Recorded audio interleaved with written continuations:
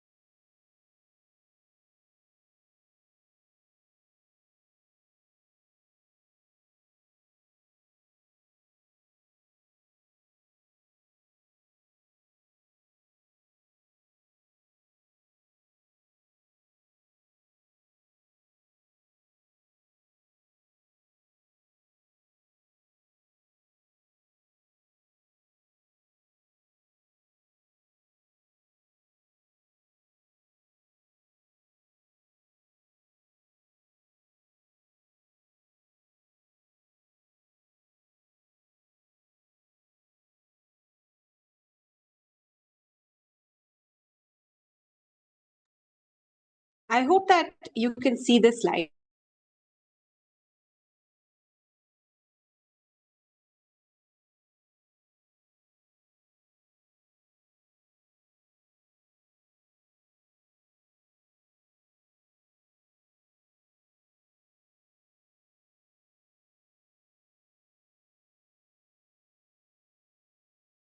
Three if you get a question right, and you do not get any negative marks even if you get it wrong.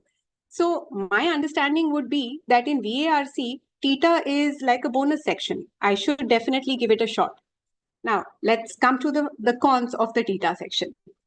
Typically, we have seen that the para-jumbles have been the type in the answer variety, and parajumbles not only take time, but we've also found that it's fairly difficult to get the entire sequence right. Now, this also happens if you have practiced parajumbles a lot. So even with a lot of practice, the question type is such that you might just misplace one sentence here and then. So let's not worry about the fact that you're not going to get it right. Let's worry about the fact that you need to utilize your time well. So when you have 40 minutes and you have to answer 24 questions, do I really need to answer all of them if there is negative marking? Of course not. I definitely don't need to do something that I'm not very sure of. However, what happens when I'm stuck between two options and I think, okay, maybe option 2 can be the answer and option 4 can also be the answer? In such a scenario, what should I do? Should I guess or should I skip the question? Assume that you've already spent about 2 minutes on the question. What do you think is the right path here?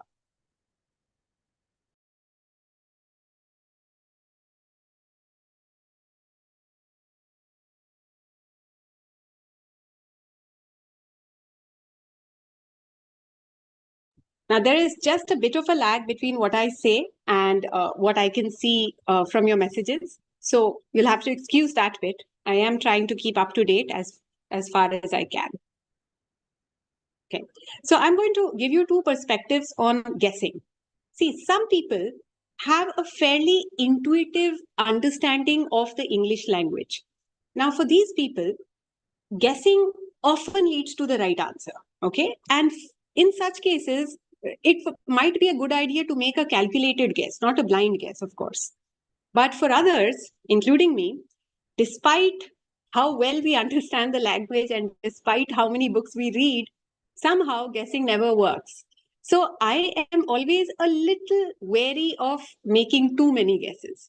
Let's say that if I'm unsure about 4 questions, I might mark an answer in one, but I will not take a risk with the other 3. Now, you guys, once you start taking your mock tests, you will know whether guessing works for you or whether it doesn't work. If your accuracy is very low and your attempts are fairly high, it means you need to be more cautious.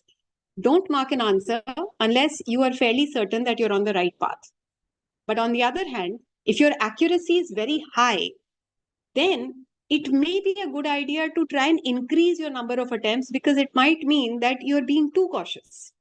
So it really depends on how things are going for you. There is no one right path. Now, what I wanted you to gain from this is how the percentiles were mapped last year. Okay, so this was obviously CAT 2023. In other years, you might find that the percentile to score mapping is slightly different. So most students obviously aim for something like 100 percentile. That's great, and you should. But we also need to understand that 100 percentile is not absolutely necessary for you to get to the B school of your dreams. That percentile may be a little less, depending again on what kind of a candidate you are, what kind of a background you have, and so on, because we know that selection depends on a lot of factors. So my strategy is always going to be that I want to attempt as many questions as I can. I will not have a fixed number in mind. I will not say, you know what, in VA, I think I'm going to do 15 and then call it quits. Or I will not say, you know what, VARC is my strength, so I'm going to do all 24. Because I don't know how difficult or easy that section is going to be. And I think VARC is probably the only section in which you don't know what you don't know. In the others, if you don't know how to solve something, you'll probably get a feeling that you don't. But in VARC, that doesn't happen. So on the whole, please make sure that you're not making too many guesses. If you're taking a risk, make sure that it is based on your previous experience in mock tests and don't go with a fixed mindset. Now, again, going back to the percentiles, I'm only going to look at the VA percentiles here. So if you look at, let's say, about a 90 percentile, which is something that a lot of us should be able to get to after some effort. So if I look at a 90 percentile, that is equal to about a score of 23. Now, this is obviously a net score.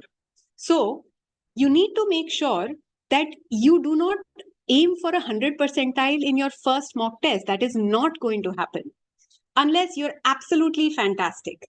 So if you get 100 percentile in your first test, excellent. But I'm just saying that for most people, it does not happen. So I'm going to aim for a 90 percentile. For some people, the aim might be just to clear the cutoffs, which is maybe 85 percentile. So set your target, look at these scores, and then say that, is it really that difficult for me to get a score of 20 or 23? If you work backwards, how many questions is that really going to take? If I'm just aiming for an 85 or a 90 percentile in my first mock test. Some very, very basic calculations here.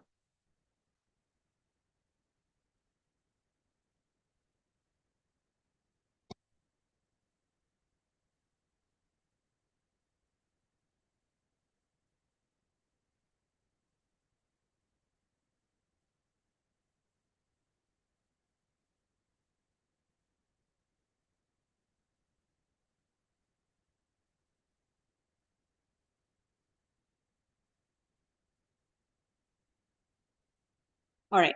So assuming that I get all the questions correct, yes, for a 90 percentile, I would probably need to do about 8 questions odd. Now, it's VARC, so I'm probably not going to get all the questions correct. So maybe I will not aim for 8, maybe I'll aim for about 10, which is absolutely fine.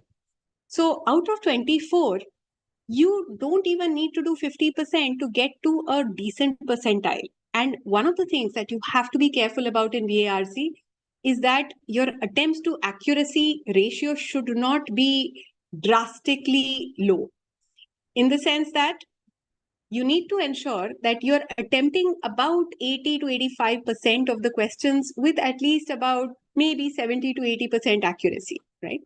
Why am I saying that? See, in other sections, I might even aim for about an 85 or a 90%. But in VARC, we have seen that even with about a 65 to 70% accuracy, with a decent number of attempts, students are able to do really well.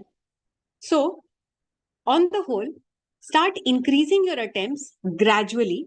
Make sure that your accuracy does not drop, say, below about 70 or at least 65.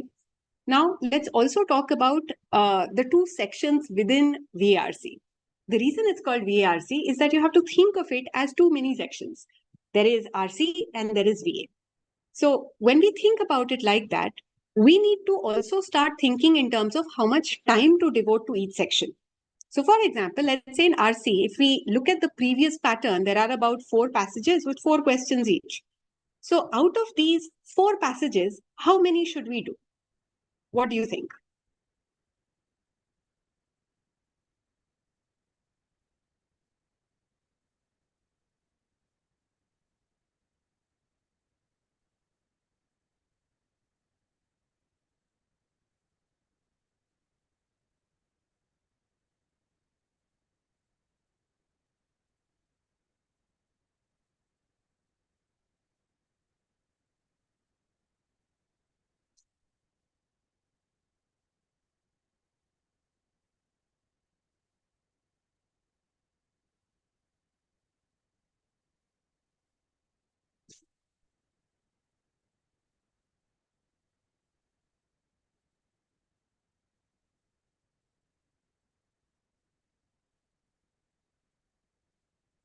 All right. Now, amongst the questions, I also see some questions related to, let's say, CMAT. Okay. Now, if you're talking about VARC, first of all, we need to understand that there are certain components which are fairly common. All right. What that means is that on the whole, we know that we will have to deal with RC. We also know on the whole that we will have to probably deal with some degree of parajumbles, summary questions, maybe some grammar, maybe some vocabulary. Okay. So all the stuff that I'm going to tell you is not only about CAT. When I say that this is the way that you prepare for RC, then on the whole, that is the way to prepare for RC, right? So what I was asking you was, how much time are you supposed to devote to each passage? I would probably say that by the end, in the ideal scenario, maybe about 8 to 9 minutes per passage. Most students are able to attempt 3 out of 4. And maybe out of those 3 passages, they're able to do most of the questions. Now, just because you read a passage does not really mean that you have to do all of them. It just means that you have to do the majority of the questions because you have already spent some time reading the passage. Again, the moment there's negative marking, whether it is CAT or whether it is CMAT, please make sure that you're not doing some random guessing. So assuming about 8 to 9 minutes per passage, I would probably look at about 27 to 28 minutes for RC, which means that the remaining time ideally should go to VA. Now, this division is not absolutely perfect. It can be, let's say, 25 minutes and 15 minutes for some people. It can be 20 minutes and maybe 20 minutes for some people. So you have to figure out what the right combination is for you. But I do always want to emphasize that most of your marks need to come from RC. Unless for some reason the reading comprehension is very, very challenging in the year or the exam that you're appearing for. So please make sure that you devote the chunk of your time to RC and then the remaining to VA. You need to always segregate these two sections in your own mind so that you do not forget the other section. Some of us don't really like to read, so we start off with the short answer questions, the VA questions, and then we don't have enough time to get our marks from RC. So let's not do that either. So if I'm aiming for, let's say, about 23 marks, I don't really need to worry about I must get 10 marks from VA or I must get, let's say, 13 marks from RC. It doesn't have to be like that. I just need to aim for about 23 marks or maybe 24 or 25. However, as you progress from a 90 to a 95, from a 95 to a 98, as you can see, you do need to ensure that you keep getting more and more questions right. Now, by the time that we get to, let's say, a 99 or a 99.5 percentile, at that time, you will need to ensure that you're getting your marks from both RC and VA. Otherwise, it will not work. You will never have perfect accuracy in either. So you have to attempt both and you have to have a certain minimum accuracy in both. For me and for a lot of people, the VA accuracy is usually slightly lower than RC, which is absolutely understandable. All right. Now, in terms of preparation and what you can do, I'm sure that everyone has told you that the best way to prepare for VARC is to read. Now, this is regardless of which exam you're preparing for. We know that in some exams, speed is of the essence. In certain others, you can compromise on speed a little bit, but you cannot afford to compromise on accuracy. So I would say that CAT and perhaps even XAT are exams of that type where accuracy is perhaps a little more important than speed. That does not mean that you don't need to read fast. So when we ask you to read, it serves a twofold purpose. First of all, it ensures that you're able to focus for a certain period of time. Because when you're reading a book or when you're reading an article, you will not be able to understand what you're reading unless you have focused and you're following that line of reasoning. All right. So please make sure that you read for at least about 40 to 45 minutes every day. If you can make it an hour, that's fantastic.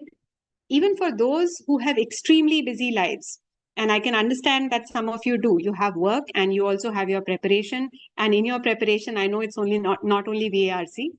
I'm sure that you can still take out about half an hour to read. It could be at work, it could be between work, it could be after work, it could be just before you sleep. So that is one part. Secondly, VARC, just like DILR, is heavily practice-based. I can explain the concepts to you. So Chandru, what you have asked, I will explain what you're asking. But regardless of all the conceptual clarity that you might have, if you are not solving passages and you're not solving questions, then you will not get the accuracy figures that you're looking for. And it has to be done every day. So honestly, preparing for VARC is preparing for a few minutes or maybe half an hour or 40 minutes every day. You don't have to sit and study for 2 hours. But if you solve 2 passages every day or maybe about 10 VA questions every day, that's going to go a long way in improving your performance. Right, now let me get to the specifics because this question has been put here for some time. Is the argument and summary the same? Not really. So now we are getting into the specifics of question types. So in CAT specifically, we have questions related to, let's say, the main idea. And we also have questions which ask you to summarize a paragraph, and they're not the same. See, the main idea or the argument is the author's opinion. That does not necessarily need to include the supporting points or the reasons that the author has given. But the summary includes the main point and the supporting points, at least the key supporting points.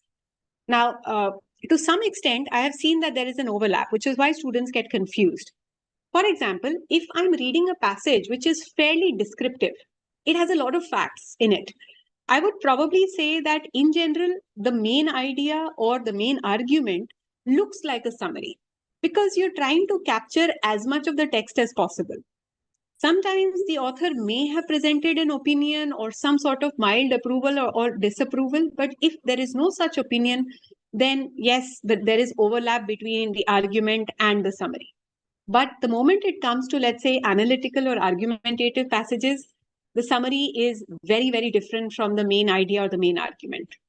So it depends on the passage that you're reading. Any other specific questions that you have? Because otherwise, yes, there is a lot that I can tell you, and I will keep chatting on about that.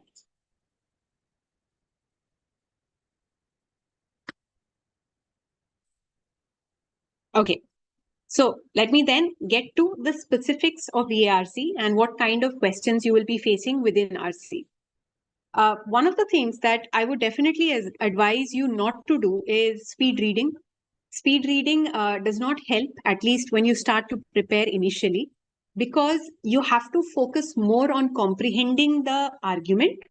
And in order to comprehend the argument, you need to be able to trace the flow of ideas from, let's say, the first paragraph till the last. All right. All right. So, Chandru, I am looking at what you're saying. Let me just get back to it. So, what you're supposed to really do there is you read each paragraph and you have to try and identify the main point that is being presented in that paragraph. Why are we asking you to do this? The reason that an author creates paragraphs is because there is a separate point to be made. Otherwise, there is no point in having a separate paragraph. However, at the end of it, we have to understand that not all paragraphs are of equal importance. In one paragraph, the author may present the opinion or the argument. In the remaining paragraphs, the author might just provide supporting points. So in that sort of a passage, maybe the first two paragraphs are going to be more important for me than the remaining. So when you are asked to write a summary, let's say if your mentor has told you that you need to read and you need to summarize whatever you're reading, make sure that you're not writing too much. Read one paragraph, identify that one sentence or phrase which you think is very, very important. And sometimes if you feel that there's really nothing important in that paragraph, then that's fine as well. So within any passage, I would say that it is possible to reduce it to about 4 or 5 lines. And that is what you need to really do. Initially, you write, then you reduce the amount of writing that you do every day. And towards the end, you have to ensure that your writing is either none or maybe just limited to a few words because there might be a very difficult passage that you're reading. So what we're trying to say is that just like in quant, you might initially start off with a lot of calculations and you might even need to add, subtract and multiply on paper. But gradually we do expect you to start doing things mentally. Similarly in VARC also, you start with your thought flow, which sometimes also is called a passage summary or a passage outline. But gradually see if you can just figure out the main idea by tracing the thoughts in the passage. So ultimately, what we really want you to do is to read the passage and be able to state the main idea in your own words. If you're able to do that, then you have understood the passage more or less. Okay, so initially, sorry about that. So initially, it is a good idea to write and it will help, but gradually you can reduce.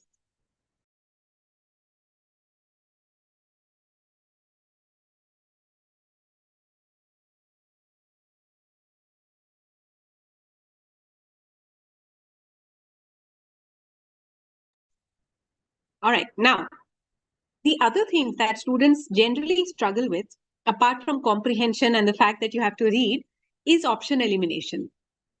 I usually feel that comprehension is a slightly different skill as compared to answering questions and eliminating options. For a lot of us, when we initially start, we believe that understanding the passage is going to lead to the right answer, and it should. However, if you don't follow the right technique for a particular question, then again, it may not really work.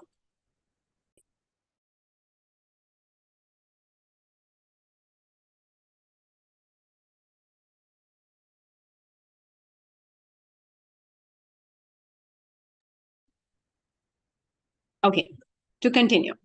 So, if you're reading every day, that's great. It's going to improve your reading speed and comprehension. However, if you do not start solving passages, then you're not going to be able to get to the right answer, even if you have understood. Also, please ensure that you follow the option elimination method rather than simply selecting the answer. In certain cases, selection will work. But again, when you start taking your mock test, you will realize, you know what? I had understood everything. I was so sure of my answer, but somehow I got it wrong. So then your mentors are going to ask you to do exactly the same thing. Go back to that question and try to figure out why the other options are wrong.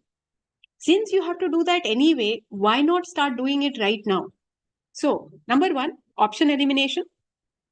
Number two, you need to try and ensure that you frame a shadow answer for questions where it is possible. These two things, if you're able to master for each question, then your accuracy in solving questions is going to get very, very good. Now, what is a shadow answer? If I read, for example, a passage or a story, or even if I watch a movie, I should be able to definitely say, this is what the story was about, or this is what the passage was about, right? So when you have a main idea question, or when a question is asking you for the main argument, right? And let me just take this off because I believe that we're done with that slide, right? So if they're asking you for the main argument on the whole, in that case, I should be able to at least think of what the argument is before going to the options. And it is very important to do it before going to the options because the options are just going to confuse you. I know that we feel that the options are our friends, but they're not always our friends. They're actually there to get you into trouble. So don't go and meet the options unless you're fairly certain of what you're looking for. Now, moving on from there. I have framed a shadow answer. It doesn't have to be perfect, but it should give you a basic outline. I think my answer should talk about this and this.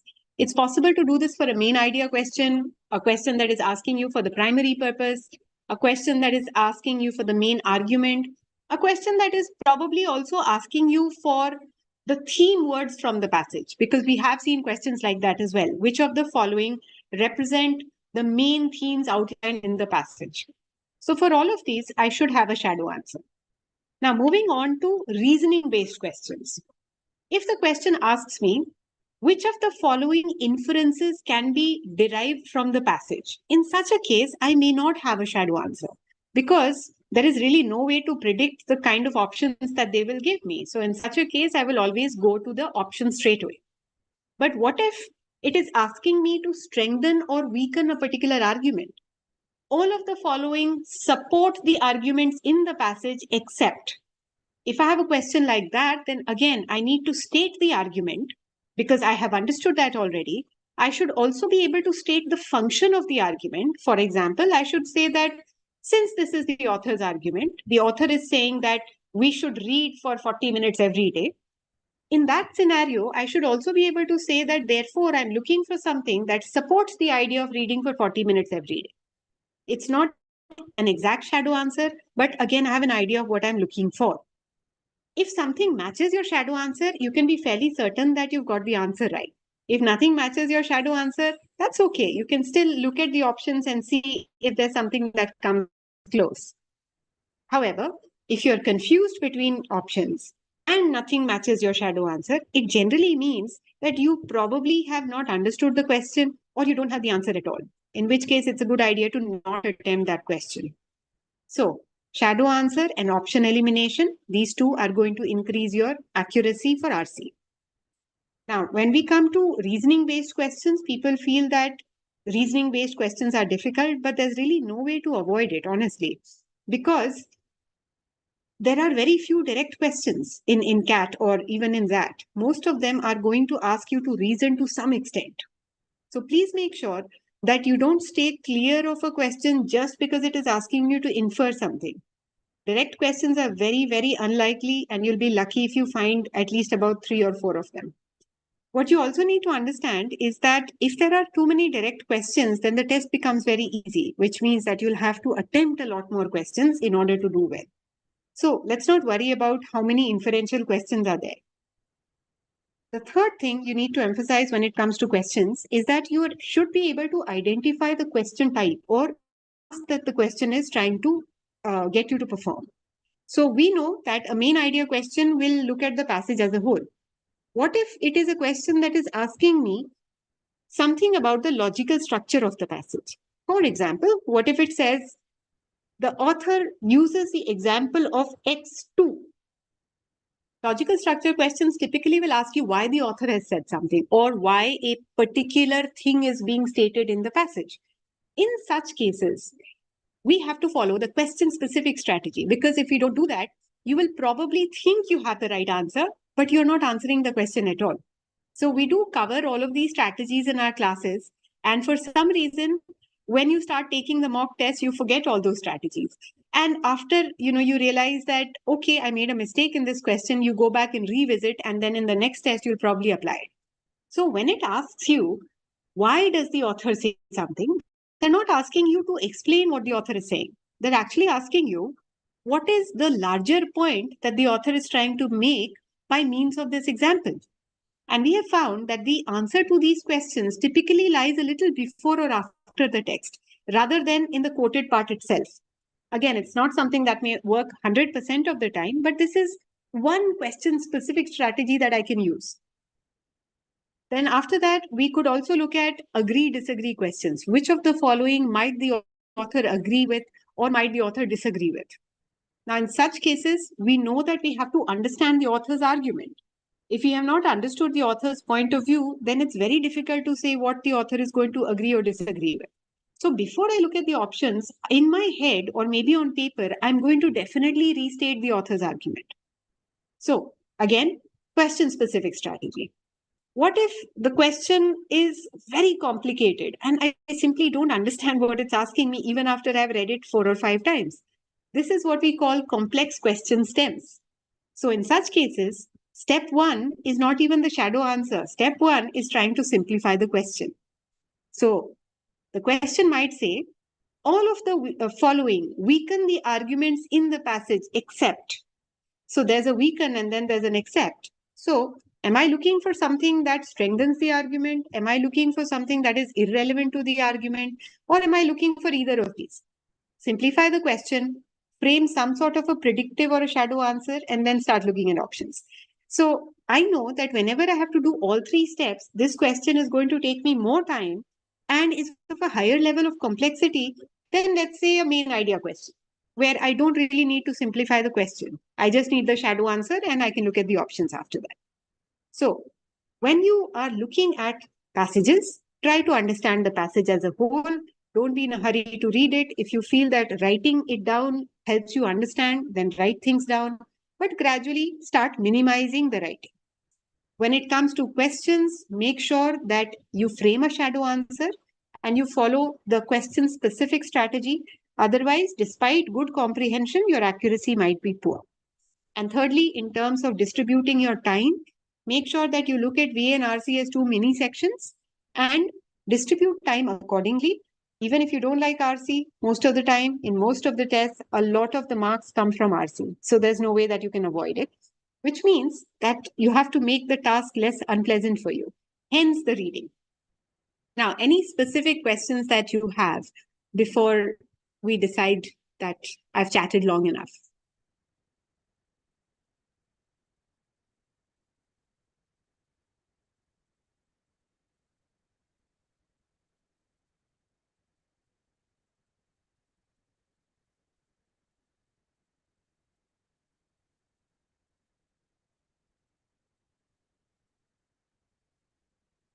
Okay. So in that case, I believe that we have more or less discussed VARC for CAT, and I've also briefly mentioned that in some other exam. In the end, I just want to summarize by saying that whether it is CMAT that you are going to prepare for, or CAT, or ZAT, or all of the above, make sure that you don't do selective studying. The reading is always going to help, right? Apart from that, you also need to ensure that you build your vocabulary a little bit every day. So that's not something that I've mentioned specifically, but it goes without saying that you need to keep adding new words to your vocab list. If you have not started building that list yet, it's April, it's the first today, it's a good day to start. So get some sort of a nice journal or a diary. If you're not the diary and journal sort, build an Excel sheet, make flashcards, make a poster, whatever gets you excited about learning new words, do that. And I generally advise people to learn a few words every day. 2, 3, 4, 5, whatever that magic number is for you. Monday to Friday, learn new words. Saturday and Sunday, you revise the words that you have learned in the list during the week. Then the next week, again, pick up new words and revise that on Saturday and Sunday. Now, when you do this, you might feel that I learned these words, but I forget them after a week, which is completely understandable.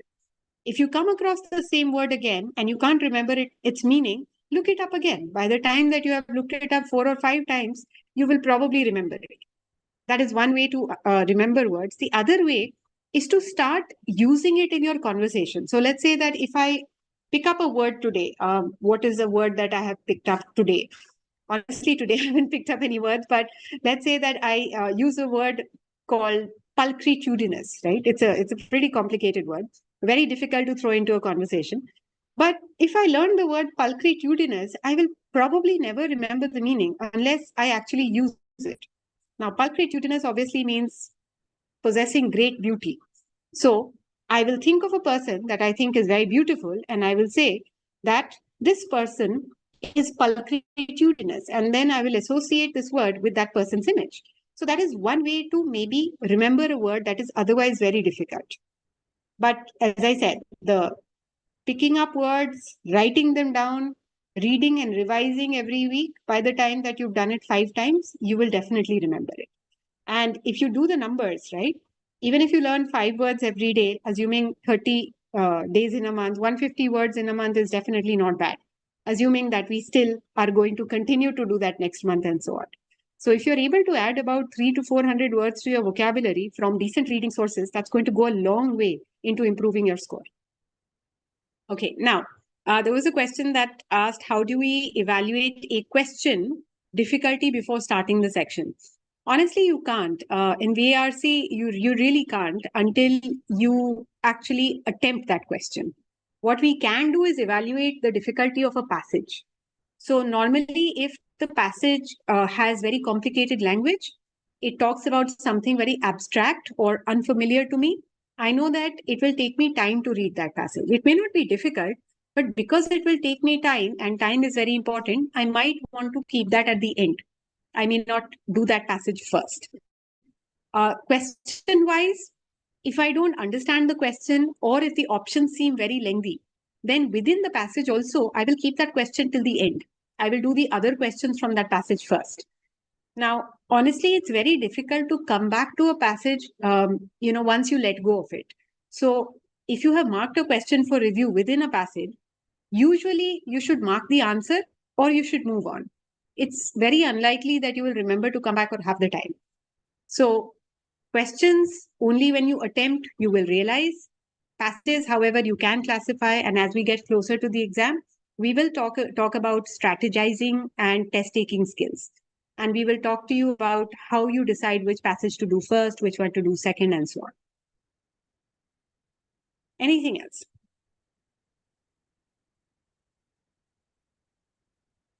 All right. So I guess we should end this session now. I hope that you take at least a few words from all the advice that I've given you. Most of it does help because students have said that it has helped. Even if you remember about 50% of it, I think that's fairly good. If you implement 25% of that, then that's fairly good too. So get started. As I said, it's the 1st of April. It's a good day to start. Start the reading, start the making of vocabulary lists, and start following the methods that are taught in class. because if you're not really implementing them, then after a while, you will not really see too much progress. All right. Wish you all the very best. And please tune in for the next few sessions that we have in the next few days. Thank you and bye-bye.